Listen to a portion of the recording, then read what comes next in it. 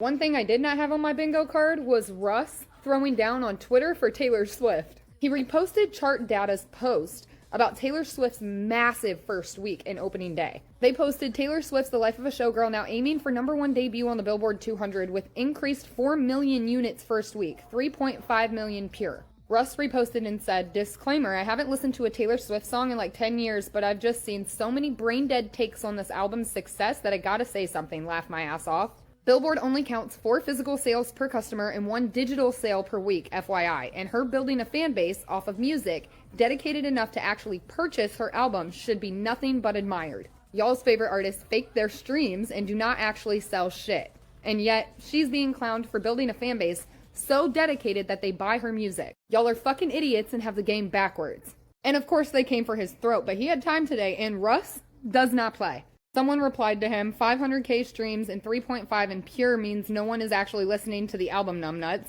The issue for most is artistic integrity, not the greed this mediocre album, blah blah blah. He replied, doing 500k streams mean the album was streamed roughly 750 million times, and that's just US numbers. LOL, if that's indicative of no one listening, well then I hope no one listens to mine one day. Why do stupid people speak? Then someone called him out because Russ is a very independent artist. He doesn't do shit with record labels. He does everything self-made, on his own, self-funded, completely. It's one of my favorite things about him. Of course, someone called him out on that. For someone who is anti-label, you sure are writing so hard for Taylor Swift and her label antics. Would you sell multiple variants of your albums? Let's do 30 variants of your last album. Russ said, "You're a moron. I'm writing for artists building a diehard fan base, what I've been practicing for years." Rappers also put out multiple variants on their album. Young Thug, rightfully so, has like 18 different variants available as we speak. I really hate stupid people. And he had time for one more reply because somebody replied, "You should have stated your initial tweet with the Thug comparison. I should have asked if you would do it.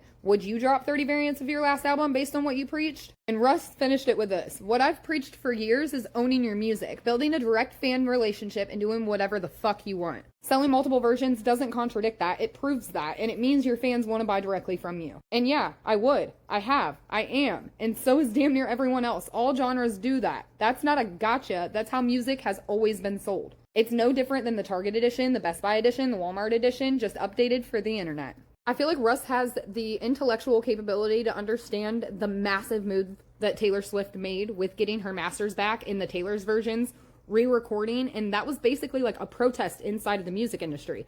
The music industry that he intentionally did not go into for this reason. He is fully aware that Taylor Swift opened up the pathway for new artists to be able to negotiate the rights to their masters in their record deals. That's what he's about. Russ, drop the special edition of Wild right now and I'm first in line.